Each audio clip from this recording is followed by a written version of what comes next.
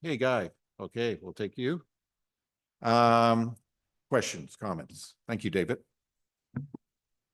Thank you, Mr. Chair, and you're doing a great job today. Just a couple questions on 10A, and that's HFH Inc.'s letter about permitting process delays. It's a disappointing letter to read, and I'm very glad Manager Brown did respond, and we got that response in our package. I got two questions. First question is, I know at the municipality level, we have timelines to meet when we get a completed application, depending on the nature. It's usually of the application, could be 30 days, 60 days, 90 days.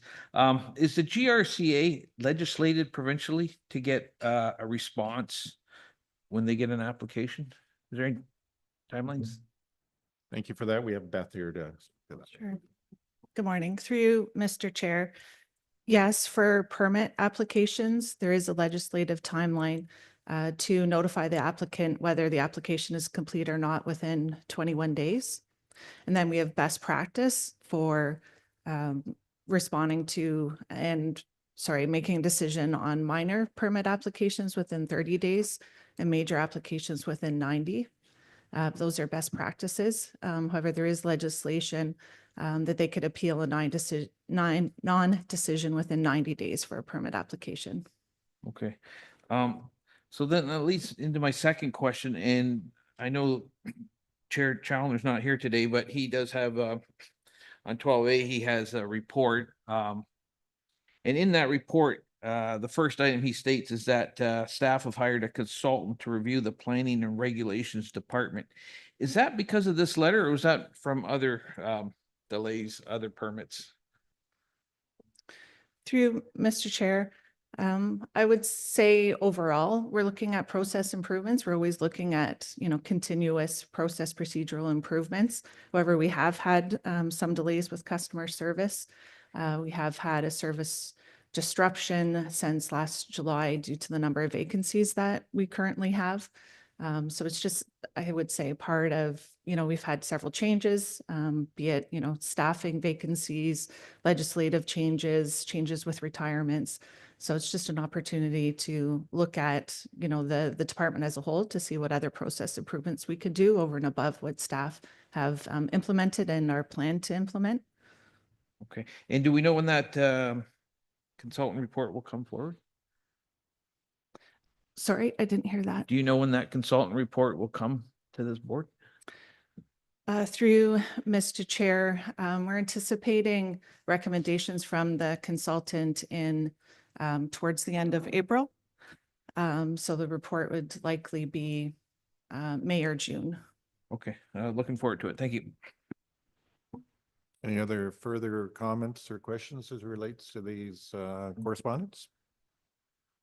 Yes, Lisa. Yes, thank you, Chair Waters. Sorry, I'm getting an echo. My question is around just 10B. I'm just wondering, there's a report coming back from staff regarding the agricultural representation, and I'm just wondering if this letter could come back with that report, just because I think it's relevant and I don't want us to forget about it.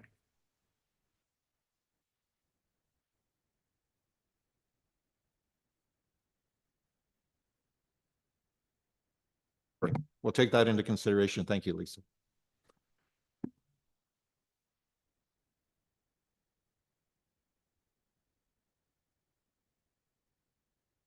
Sorry. We had a mover and a seconder on that. All those in favor? That's so moved. Thank you. Okay, now we'll, for item number 11, first and second readings of bylaws, nothing required there. Move down to reports, 12.1. I'm going to ask Sam to speak into this. So through you, Chair. So the report that's attached is a summary of items and discussions that happened over this past month. And I just wanted to highlight a few items for the board.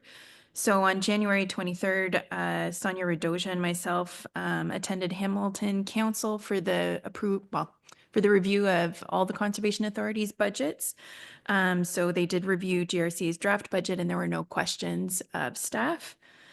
Another FYI is just that Janet Ivy, the manager of water resources, has begun meeting with municipal counterparts to discuss the update to the collaborative 2014 Grand River Water Management Plan. So the board will receive a report on the scoped water management plan as well as a process update in the spring. One thing I did want to highlight is that Caitlin Lynch, the manager of water control infrastructure, is going to be hosting a public safety around dams workshop through the Canadian Dam Association.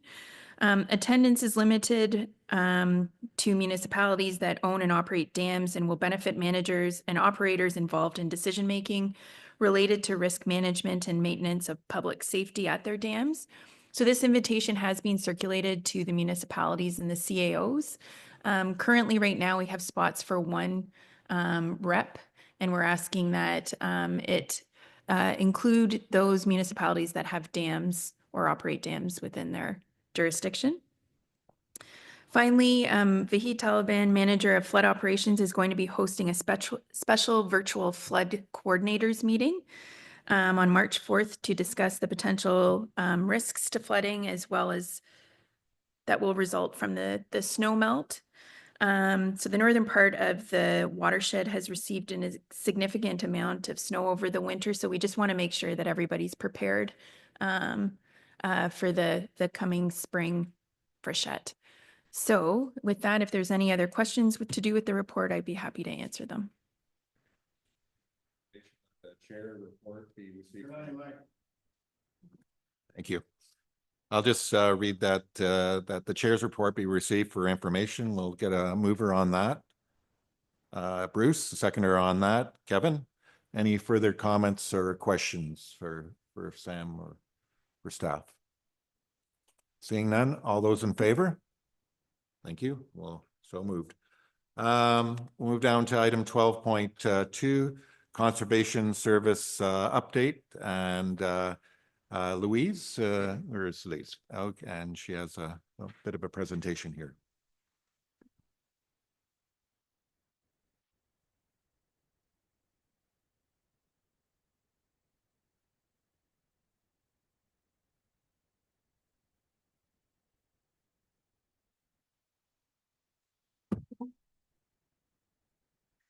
Thank you, Mr. Chair.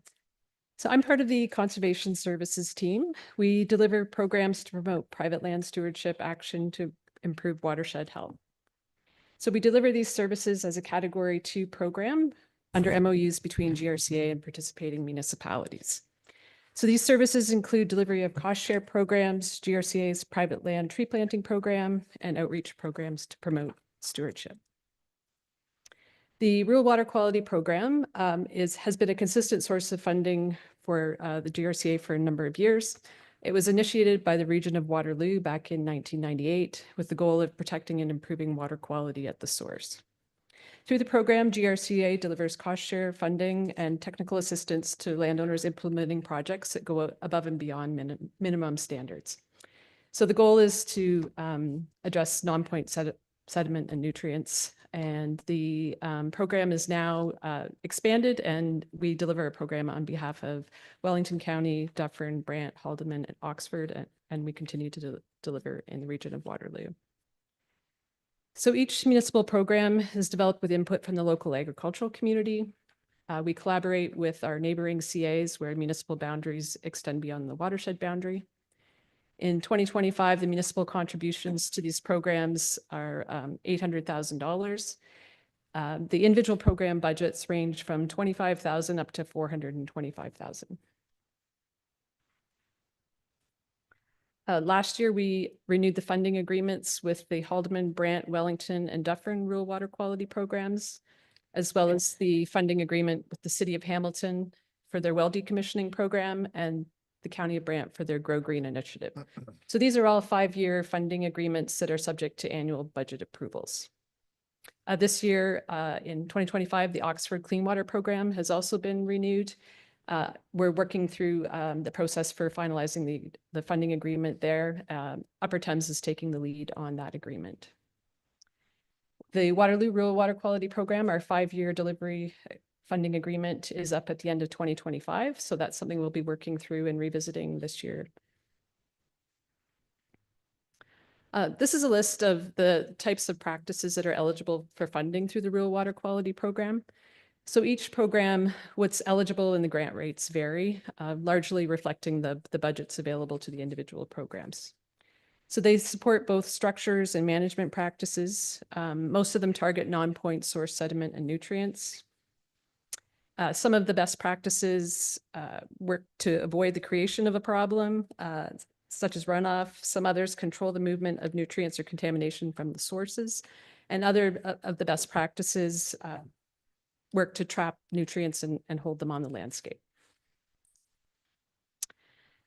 GRCA's private land tree planting program is integrated into the delivery of our stewardship programs and our rural water quality program. So many of the landowners planting trees receive funding through the rural water quality or any of the other funding programs that we deliver across the watershed. So for tree planting in the last year and in the coming year, we have funding we're delivering on behalf of Trees Canada and also Forest Canada. So we plant an average of 100,000 trees on private land each year. And there's an additional approximately 50,000 trees that landowners purchased to plant themselves. We seek out additional funding to complement what ongoing municipal funding we have. So this year we have funding through Fisheries and Oceans Canada to support the Great Lakes Habitats, the Grand River Aquatic Species at Risk Stewardship Program. And from the Canada Water Agency, we have funding through their Great Lakes Freshwater Ecosystem Initiative for a priority watersheds project. So both of these projects or programs complement what our other stewardship program funding. So since 1998, GRCA supported or grants have been delivered to support 8,000 projects completed. GRCA has delivered 25 million in grant. So this is grant funding sourced from municipal, federal, provincial, and other initiatives. And when the landowner contributions are factored in, that's an investment of 70 million in water quality and natural heritage projects. So what do those 8,000 projects look like on the landscape? We've supported 2,000 water wells to be properly decommissioned or upgraded to protect groundwater. 485 manure storage facilities have been improved. So this helps to address runoff, but it also gives producers flexibility to hold the manure and apply it to the land at a time where their crops need it. So it gives some flexibility and supports efficient nutrient management. We've supported almost 1,500 hectares of marginal land to be retired from agricultural production and naturalized. And over 400 kilometers of windbreak have been planted to established to prevent wind and water erosion. So this is just a snapshot of a few of the metrics of the program accomplishments. So projects implemented through GRCA stewardship programs provide environmental, economic, and social benefits. They improve and protect water quality, help to build soil health and landscape resilience to extreme weather events. They sequester carbon, reduce greenhouse gas emissions, foster biodiversity. So thank you. Thank you, Louise. I'll read the recommendation of the report, GM 02-25-15, Conservation Service Update be received as information. Let's get a mover on that. Brian, seconder on that. Hey, Rob, we got you. Okay, any questions for Louise as it relates to that report? Yes, David. Thank you, Mr. Chair. A couple questions. Looking at the numbers of who contributes to the rural water quality program, these numbers could be off a little bit, but Regional Waterloo, 250,000, Wellington, 400,000, Brant, 50,000, Haldeman, Oxford, Dufferin, 100,000. And it's great that they're contributing. But Louise, you've been at this a while. Do you think there was a bigger focus on this program in the past than today? Through you, Mr. Chair, I would say that there's still demand in the program. So we're still allocating our full budget every year. There's still interest in partnering with producers to help them do more on the landscape. I'm talking from the municipality's point of view. Oh, sorry. Have municipalities lost a bit of enthusiasm for the program over the years? Because it seems to me, and that's why I'm asking, there was a lot more enthusiasm in the past, I thought. I can't speak to motivations. I can speak to last year, Dufferin County increased their contribution to the program from 40,000 to 60. I believe Oxford County had doubled their commitment to the program in 2025 with its renewal. And our other long-term partners in being Brant, Wellington, and Waterloo they've maintained their commitments in recent years. Okay. Second question through the chair to Louise. In the report, and I remember this, there's a program focusing on phosphorus, right? Because we wanted to knock down those algae blooms that were occurring in the lake. As you know, there's also a problem with nitrates, right? They're getting at the upper limit, the upper provincial limit. Is there anything you can do in the program? Because I know you've tweaked it in the past. You might introduce cover crops 1 year or whatnot. Is there anything you can tweak, or is there any thoughts or discussion about changing it so that we can focus on nitrates? Because my understanding, give or take, it depends if it's wintertime, summertime, but about, as Janet pointed out, about 70% of the nitrates come from non-point sources. Which seems like, which is a lot. And if we could kind of control that a bit better, it would certainly help the municipalities downstream. So is there any talk about maybe making that a focus, and what can we do? Through you, Mr. Chair. The nature of our rural water quality programs with our agricultural committees and our we have representation from technical staff from OMAFRA. So we regularly revisit the best practices that are offered and funded through any of our individual rural water quality programs. There has been absolutely lots of interest and work done related to phosphorus with Lake Erie. So there's been lots of federal funding to top up our municipal programs. But I would say on the list of best practices that we fund, yes, they support or they address phosphorus loss, but those same best practices also help to address nitrogen. I would also add to that I think given the shift in focus and conversation around nitrates now, I think we could revisit these and there could be some additional best practices to consider. I think nutrient management is one that we can talk about, and each of our programs do currently fund that, but there's maybe some additional best practices that could be incorporated and promoted. Okay. And we obviously, I think if we don't appreciate the work that's being done here, then we certainly appreciate now, because when the nitrates go up, and I know the city was talking, and I don't know what the plans are for a reverse osmosis, $90 million, $100 million plant. So the few thousands of dollars we spend upstream certainly has a big impact downstream. Last question. The word stewardship comes up, and I think any municipality along the river has, I think, a responsibility for good stewardship of the river. I think this is a good part. Any thoughts, Louise, through the chair to Louise, on getting municipalities that aren't part of it to help? So they have good stewardship for municipalities downstream from them?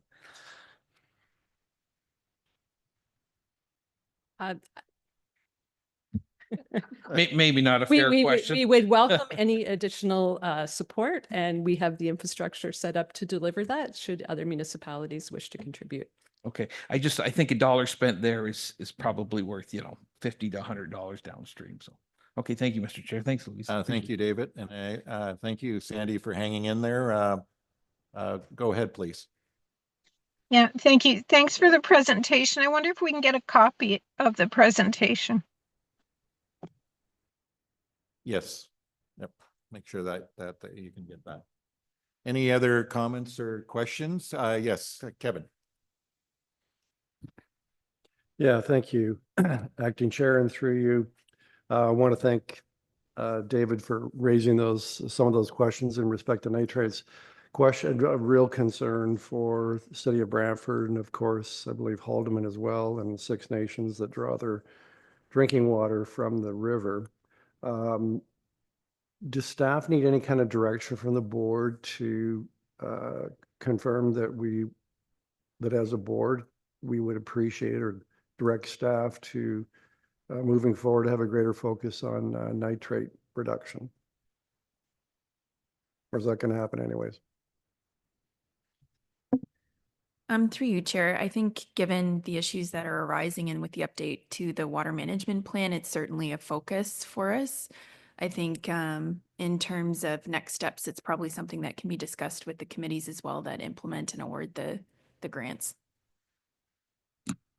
Yeah, that would be, and that would be helpful. If I'm looking at, Brantford at one time contributed to this program, we decided to reallocate the money to, there's large portions of the older areas of the city that there's no stormwater pond management system. We've now created a system where we're replacing catch basins with these huge circular catch basins that are oil and grit separators. And that's intended to remove at least 50% of the contaminants and stormwater from the older areas of our city. It's a program that we continue to spend millions of dollars a year on, but we're probably close to completing that program, at least in the next 2 to 3 years. So I would say as a municipality would want to contribute to this program, it would certainly be easier for us to do that if there's a clear trend towards or renewed focus or a greater focus on nitrate management. And so I would certainly recommend that, or I would urge that that be done and there be a greater focus on that. Lastly, in terms of reverse osmosis, in the city of Brantford, we're actually bringing in temporary reverse osmosis units that takes nitrates out of the water. It's very, very expensive, and we're hoping to treat at least 30% of our water within a period of about 2 months. And that sort of go a long ways towards managing the nitrate levels in our city. But still, it's a really long-term problem for the watershed, the rising level of nitrates. And it also gets into groundwater because it doesn't get filtered out when it seeps through the layers of soil and sediment. So it's a concern not only for those that draw the water out of the river, but also those that draw the water out of groundwater wells. So that's it. Thanks, Chair. Okay. Thank you for all your comments. Thank you for your political acumen there. We have a mover and a seconder. All those in favor of this? So moved. Thank you. We're going to move down to item 12.3, GM02 25-16 cash and investment status. Move that the report number GM02 25-16 cash and investment status January 2025 be received as information. Do we have a mover for that? Pam. Seconder on that, Jerry. Any further comments or questions as it relates to that item? Seeing none, all those in favor? So moved. 12.4, that the financial summary of the period ending January 31st, 2025 be approved. Do I have a mover for that? Chris, seconder on that. I see Sue. Any further comments or questions as it relates to that item? Seeing none, all those in favor? So moved. Down to 12.5 for information only, but budget approval motion to be read at agenda item 14. Oh, okay. Okay. So we'll, yep. Is there any questions as it relates to this item? We have Sonia here. If yes, David. Thank you, Mr. Chair. Just one question. I mean, we've had ample opportunity, but I did notice, and I noticed when I was reviewing this, there's a budget decrease of revenues of hydro production at Conestoga from 2024, 254,000. For 2025, it's dropping almost 150,000. Why is that? Through you, Mr. Chair, it's going to be shut down for a number of months for some work that has to be done. Okay. And once the work's done, it'll go back to Correct. what it was produced. Okay, thank you. Any further comments or questions as it relate to this? And we'll do it. I don't see any. So we'll move on to the next item and then we'll deal with that, the budget shortly. Forestation services for spring 2025. That the Grand River Conservation Authority award 2025 contract for hand planting seedlings at Brickman Reforestation Limited in the amount of 100,700 excluding HST, and a total budget of 118,105 excluding HST be approved, and that the Grand River Conservation Authority award 2025 contract for hand planting of all stock to Black River Tree Planting in an amount of 59,625 excluding HST, and total budget of 68,568.75 excluding HST be approved. I have a mover for that. Mike, a seconder on that. Sandy, further comments or questions as it relates to this item? Seeing none, all those in favor? So moved.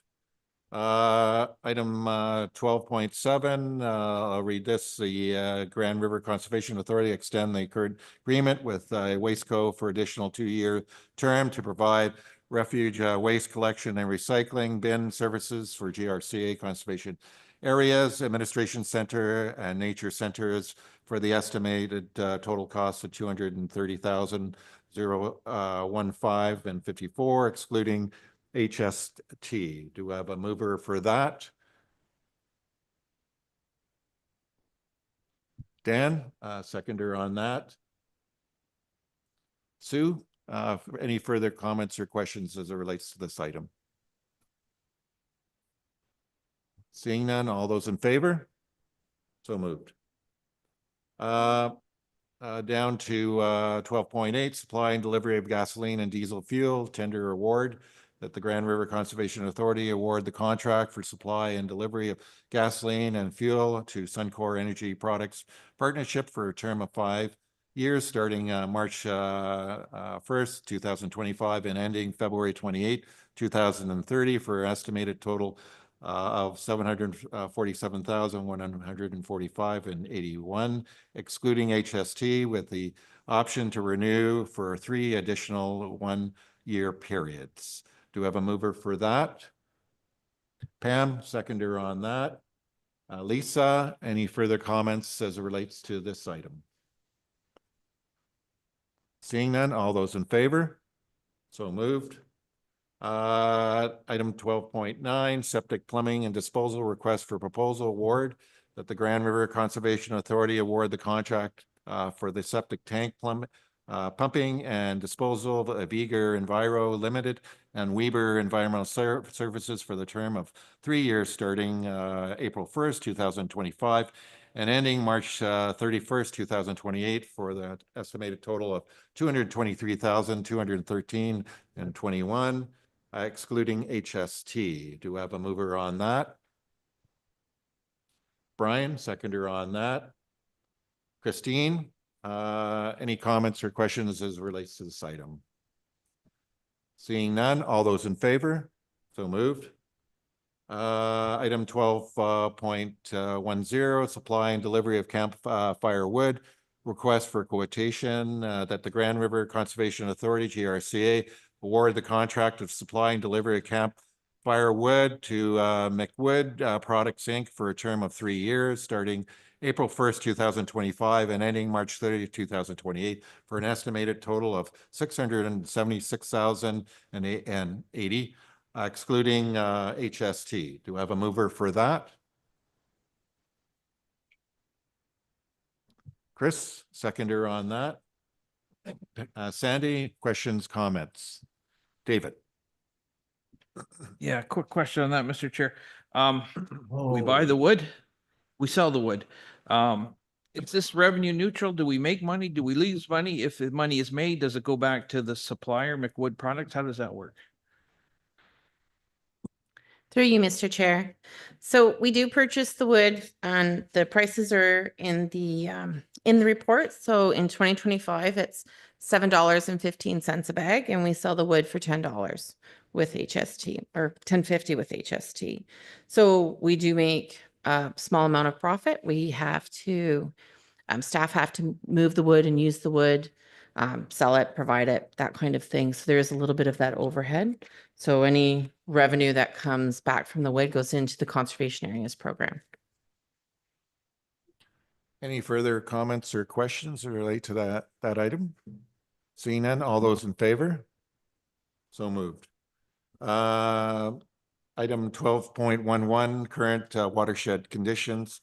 The report GM 022519, current water shed conditions as of February 18th, 2025, be received as information. Do you have a mover on that? Kevin, seconder on that. Mike, any further comments or questions as it relates to this item? Kevin. Yeah, I think the board knows that in Brantford, we're particularly susceptible and vulnerable to ice jam flooding. The last time we experienced a major one was in 2018. And so there are some older parts of Brantford, a large part of the city that is, every winter becomes very concerned about the ice jam situation, as does the entire city. So question for you, we're moving into that part of a winter where the risk of an ice jam flood anywhere in the watershed, but in particular in Brantford, does start to increase. And it's in particular when we get into the thaw. So I'm going to ask, what is your assessment of the risk of there being ice jam flooding over the next, through into March? What is the GRCA doing to be able to do it's continually excellent job of being able to provide a prediction and warnings? And what's that going to look like over the next several weeks? And how would you compare the current situation in the river and forecasted weather conditions with what we experienced in 2018? So 3 questions all rolled into one, but very important to a number of communities in the watershed. Through you, Mr. Chair. Thank you very much. Good morning. To start from the middle question, we have 2 scenarios around provided as an example, 2018 versus 2014. We have a lot of snow on the ground. We have to go back 10, 11 years similar to see the similar levels of snow on the ground, which was 2014. There are 2 components when one looks at snow, the depth of the snow and how much water we have in the snowpack. The water equivalent that we have in the snowpack is not as high as what it was before in 2014. It is still very high. Right now, we have around a month worth of water, of rainfall as water in the snowpack, basically. The risk for ice jam is moderate, if I want to say. As a flooding, you have to remember, though, flooding as a result of ice jams is very, very difficult to predict. What we can do is we can identify the potential for any impacts. We ran our River Watch program, which is dividing into watershed into different segments, and each segment has its designated staff to go look at the river conditions and report to the head office. We ran it on Monday to get a clear picture of what the ice conditions are on the water courses.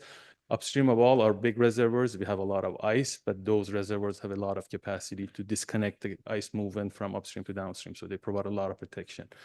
In Brantford area and lower portion of the Grand, we identified a small jam, basically. It's a thing that starts about Wilkesdam and then wraps around the river, and the water parking goes to the pedestrian bridge and the water quality station. It's a combination of broken ice sheet and frazzle. It's lower than what we saw in 2018. We were just looking at the levels. It's almost half a meter lower with respect to the level right now compared to what we saw in 2018. What caused the problem that we had in 2018 was temperatures rose from double digit below 0 in mid-February overnight to positive, accompanied with some rainfall. We do not have those energy or those levels in the system as of the forecast at the moment. There is some rain in the forecast for Wednesday. I like to say that while the technology is advancing a lot, still 5 days ahead might not have that much certainty at this stage. I think we'll have a better picture of how much rain we're expecting the system on Monday morning. We are assessing the situations again, and specifically in Brantford for River Watch on Monday. We have transitioned our snow survey as well to get a better picture of how much snow we have in the snowpack on Monday morning. Running the forecast will give us a better picture as of probably Monday afternoon, and then we're running a special flood forecasting and warning meeting with our flood coordinators on Tuesday afternoon to get a better picture of what's in the system. To give a shorter answer to your question, the risk is there. It's not as high as what it was 2018. We don't have any frozen in ice jams across the watershed, except a small one in Brantford. Park Hill Dam is not seeing a lot of thick layers of ice upstream of it. As a result of that, Say stop confident video. in What? the conditions. Alt V.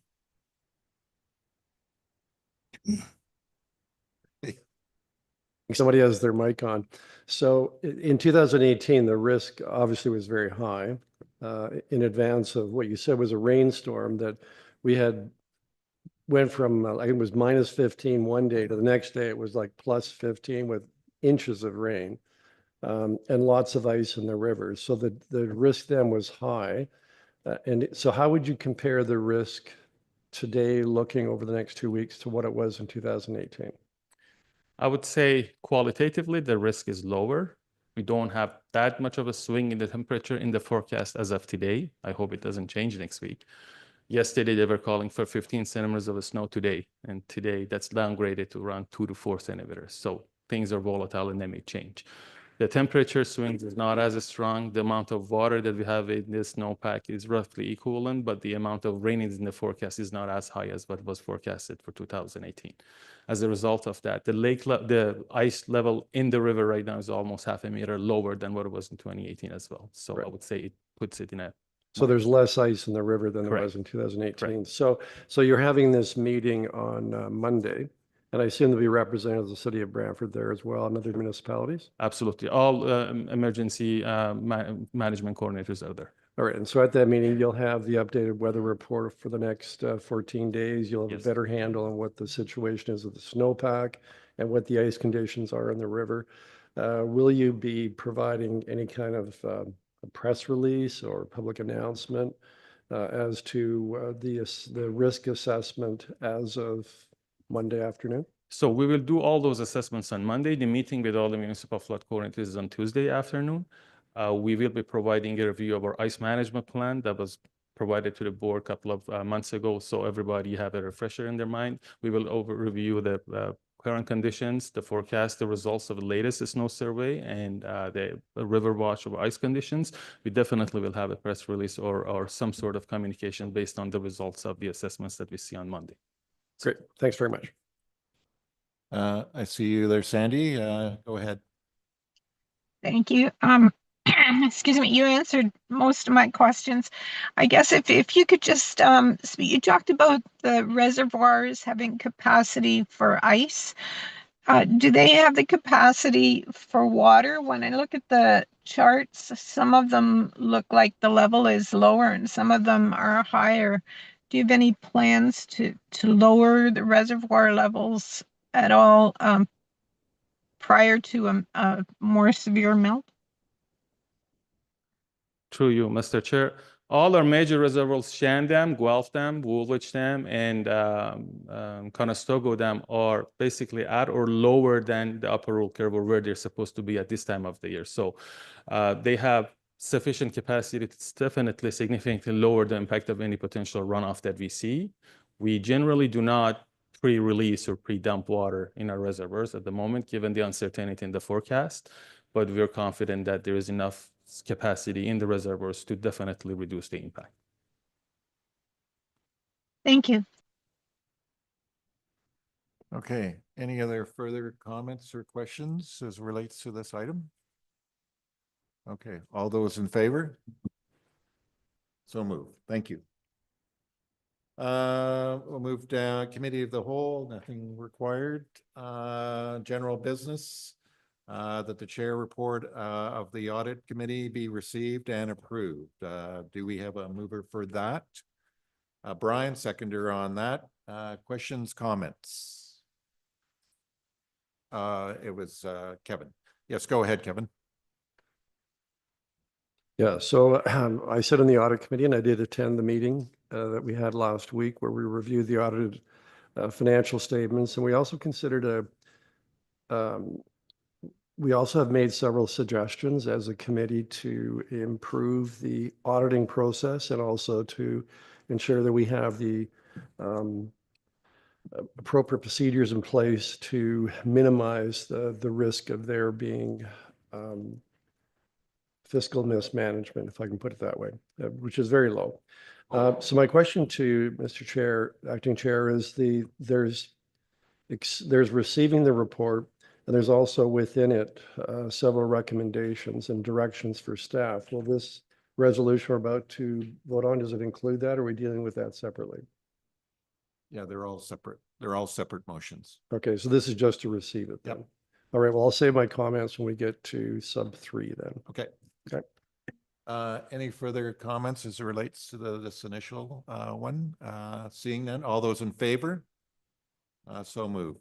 Item 14.1.1, Audit Committee Terms of Reference. That the terms of reference for the Audit Committee dated November 22nd, 2024 be approved and implemented with the updated approval date of February 28th, 2025. Do I have a mover on that? Pam, a seconder on that? Guy? Further comments or questions? Seeing none, all those in favor? So moved. Item 14.1.2, reserve movements, that the gauge reserve be increased by 75,000. Do I have a mover on that? Brian, seconder on that. Bruce, further comments or questions as it relates to this item? Seeing none, all those in favor? So moved. Policy and governance, that the Grand River Conservation Authority staff be directed to develop and present to the general membership within a reasonable time frame a whistleblower policy with respect to financial controls and a system of key performance indicators for the organization as a whole. Do I have a mover for that? David, seconder on that. Kevin, comments, questions? Kevin. Yeah, so this came out of the audit committee meeting we had last week. It was moved by myself, and I believe it was Sue Foxton, that we have in place the kind of controls that actually Grandbridge Energy has, and it's based on the experience Sue and I had at the Grandbridge Energy Board that led us to making these recommendations, and also the auditor confirming that it would be very helpful for the organization if we had these two measures in place. And so one is a whistleblower policy, so that protects staff that wish to report some problem within the organization. So it encourages that, but at the same time, if you have the right system in place, it does manage it and protect it from being abused. And there's various ways of doing that. The KPIs, that's something a lot of organizations are now using to assist the Board of Governors and senior management to be able to measure the performance of your organization. And so, for example, our organization here, the GRCA, an example of kind of key performance indicators use are, for example, the number of grievances, the number of resignations in comparison to what it is in the past, the number of retirements, and also helps you in terms of succession planning, but also for things like, and we dealt with this earlier today, and that is the length of time it takes to process development applications. And you can see that and you can measure that. So I think it'll be a very useful, it does involve a fair bit of work on the part of staff and a board to create effective key performance indicators, but I'd certainly recommend that the board accept this and we move forward with this, because I think it'll help improve the organization. It'll also allow us a better degree of being able to monitor the performance of the organization, and also for senior management to be able to do the same. So I'm urging that the board accept these two recommendations from the audit committee. Thank you. And any other comments or questions as it relates to this item? And thank you, Kevin, for that clarity as well on that. All those in favor? So moved. Item 14.2, approval of financial statements and report of the auditor, that the Grand River Conservation Authority as of December 31st, 2025, and the report of the auditors thereon be received and approved, and that the audited financial statements be circulated to all Grand River watershed participating municipalities, posted on the Grand River Conservation Authority web, and submitted to the Ministry of Natural Resources. Do we have a mover on that? Yes, Pam, a seconder on that. Sandy, comments, questions?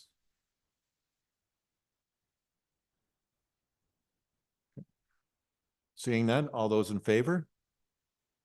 So moved. Item 14.3, appointment of auditors at KPMG, Chartered Professional Accountants, licensed public accountants be appointed as auditor for the Grand River Conservation Authority for the year ending December 31st, 2025 at a fee not to exceed 52,800. Do I have a mover for that?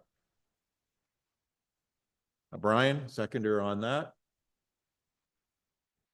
Chris, further comments or questions? David. Thank you, Mr. Chair. And I know it's not a huge amount, but how often does that go to tender, or do we ever put that out for an auditor? Well, Sonia, come up and speak to that.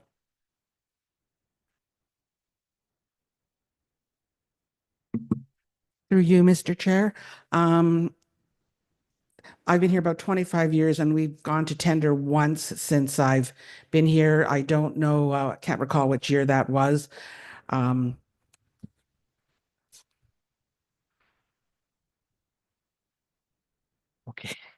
I don't know. Is that something? I don't know. Is that something we should be doing? That I'm just wondering.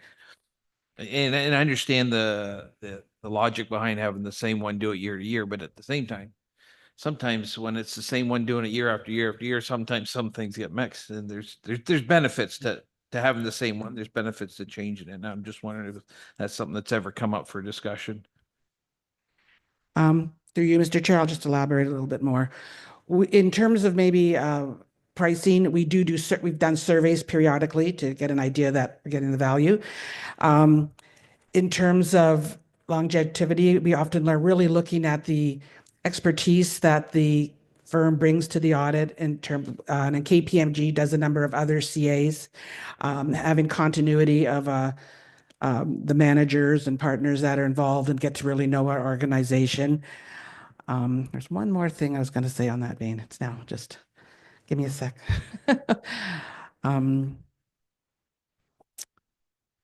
Yeah, like I said, it's just in terms of the expertise they bring. And okay, for me, the important thing is you did kind of look at other metrics to say, yeah, we are getting good value, and you Yes. firmly believe that, and that's what I basically it comes down to. Now I'm sorry, and memory's back. There have been some significant changes in audit procedures, and the auditors are actually doing a lot more than they even have done historically. So in terms of saying, oh, they're maybe doing less, they know more, but that's exact opposite of what we've observed in the last couple of years. There's a lot more to the audit, and yeah, it's taking longer time even. Okay, thank you for the answer. Kevin.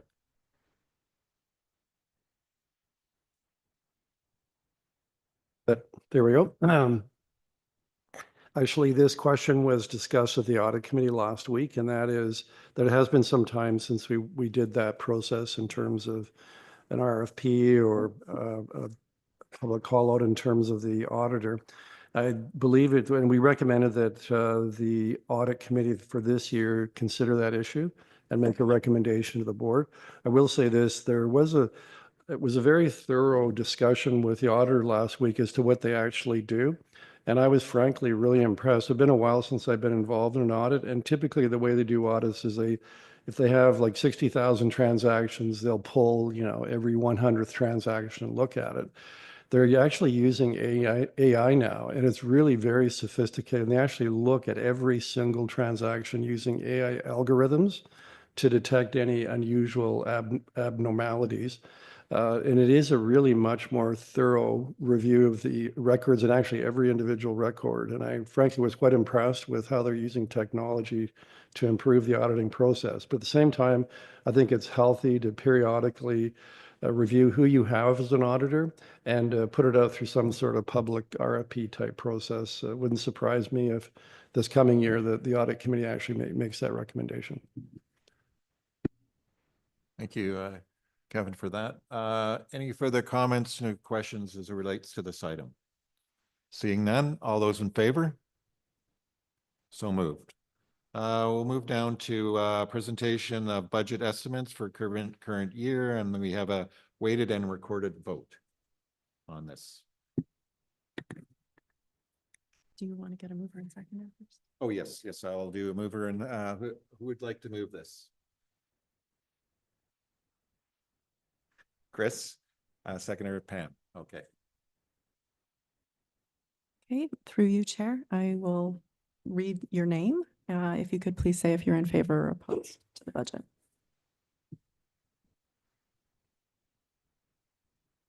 Doug Craig. Absent. Mike Devine. Jim Erb. Sue Foxton. In favor. Gord Gravett.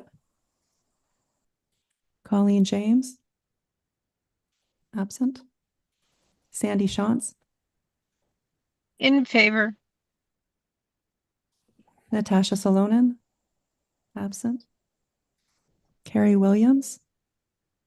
Absent. Pam Wolf. In favor? Dan Lawrence. In favor. Rob Shurton. In favor. John Challenor is absent. Alex Wilson. In favor. Bruce Banbury. Favor. Gino Caputo is absent. Kevin Davis. In favor. Christine Billings. In favor.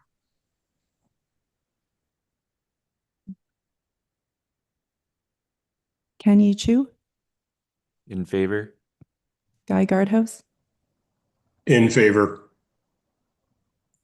Lisa Hearn. In favor. Jerry Smith.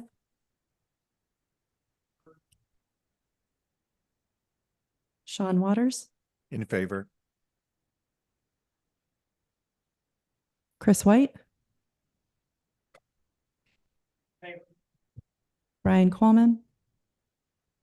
In favor. And David Miller. Yes. Okay, of the members present, 100% are in favor.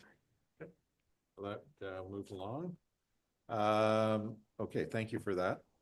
We'll move down to item 14.5, provisions of borrowing pending recipient of municipal apportionment. Ooh, this is a long one. I can read it if you'd like, or what's that? Yeah. Okay, so move. Thank you for that, Brian. Thank you for that rescue. Okay. Seconder on that? Pam? Any further comments or questions as it relates to that recommendation? Seeing none, all those in favor? So moved.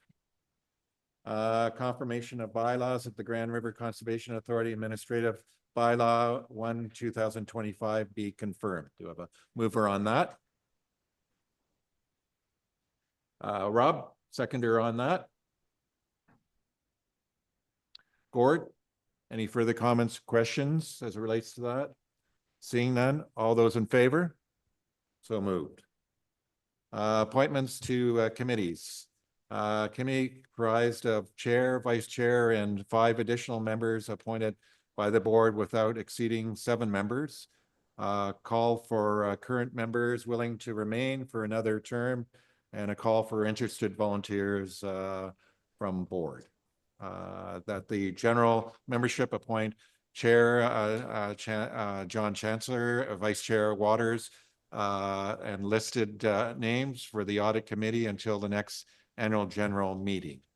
Do you have a mover for that? We need the names. Okay, The sorry. names. Yes. Sorry, through you, Chair. The current members, in addition to you and John Challenor, are Sue Foxton, Kevin Davis, Brian Coleman, Pam Wolf, and Chris White.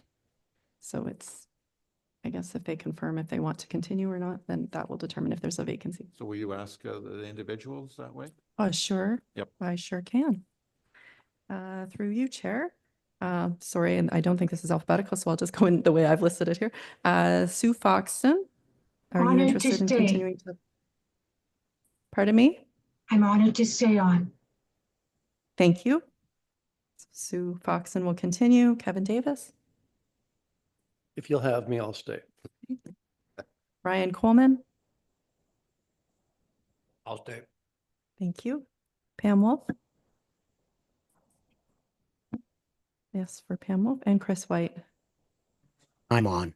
And Chris White is a yes. So the names are, committee continues to be the same. Okay. Fantastic, and thank you for all your participation that way. As we know, that's a very important committee. Okay, so we need did we have a mover on that? No. Okay, who would like to move that? Pam, seconder on that. Sandy, any further comments or questions as relates to this item? Seeing none, all those in favor? So moved. Thank you very much for that.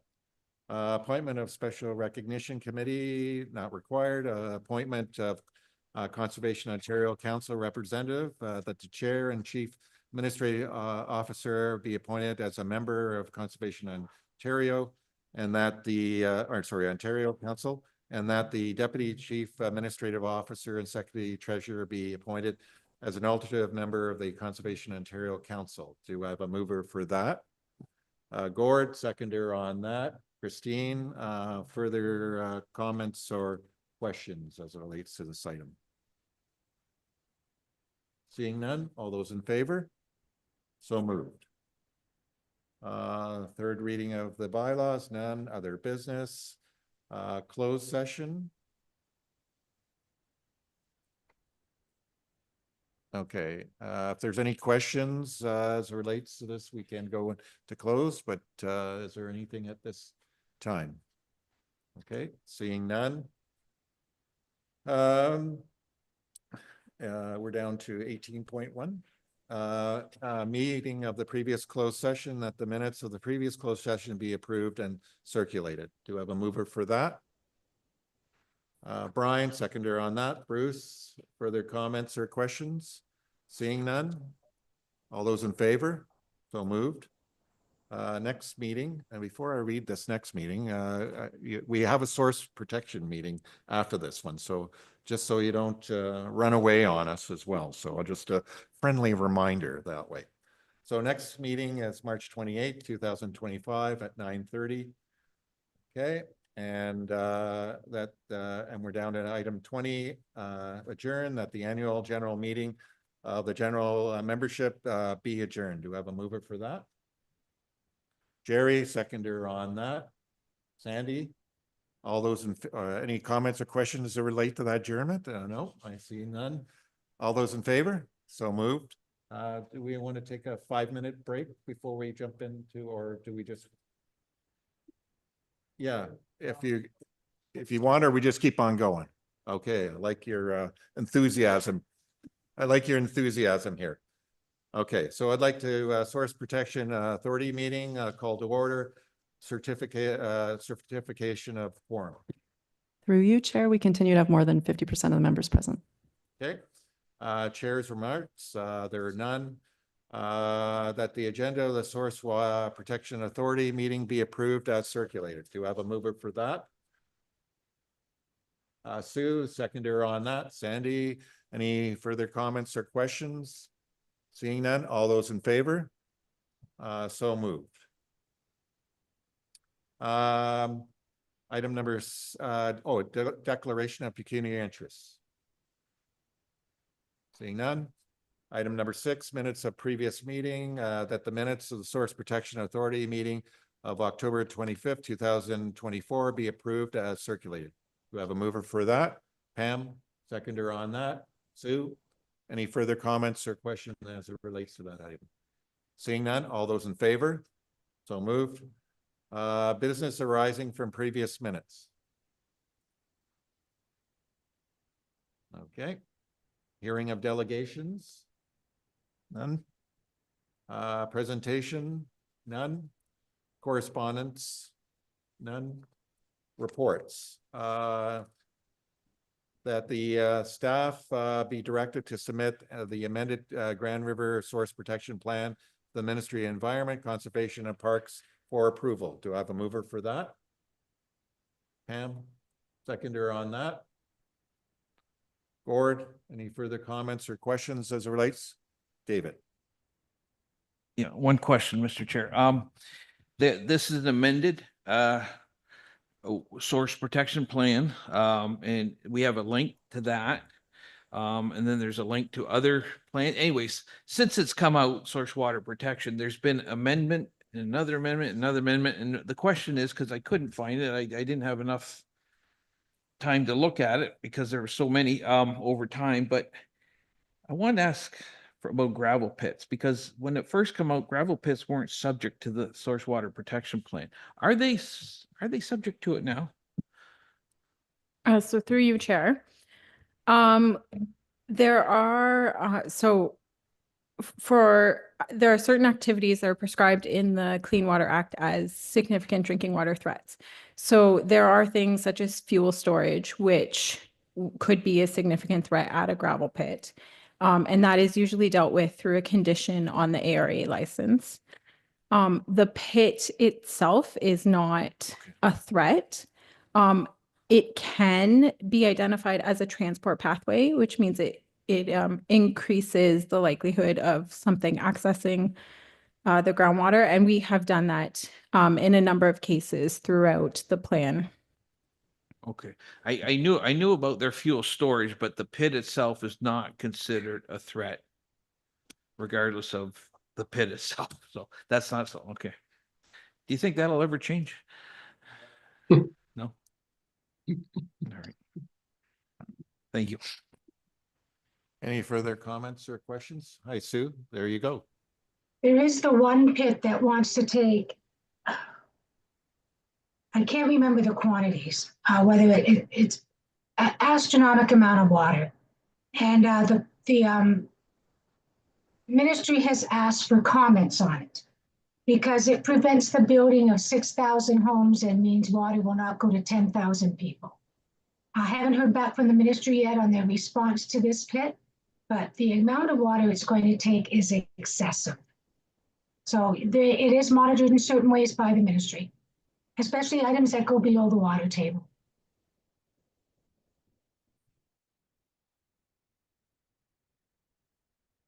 No comments?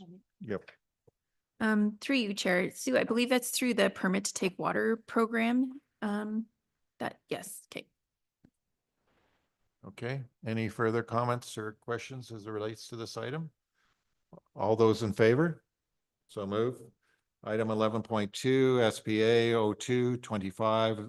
02-2502, Source Protection Committee Members Appointment. That the Grand River Source Protection Authority appoint Rod Whitlow to the Lake Erie Region Source Protection Committee as a Six Nation of the Grand River representative. Do I have a mover for that? Pam, seconder on that. Dan, comments, questions? Seeing none, all those in favor? So move. General business, none. Other business, none. Next meeting at the call of the chair. Hopefully it'll be the other chair. Anyways, keep John in your thoughts and prayers. Okay, adjournment. Do I have a mover for that? Pam, seconder to that, Mike. Any further comments or questions as it relates to our adjournment? Seeing none, all those in favor? So move. Thank you, everyone. Thank you, everyone on the screen. Have a great day and enjoy. I guess this is new Ontario after the election. So anyways, we'll see you all next time. Bye. Take care, everyone.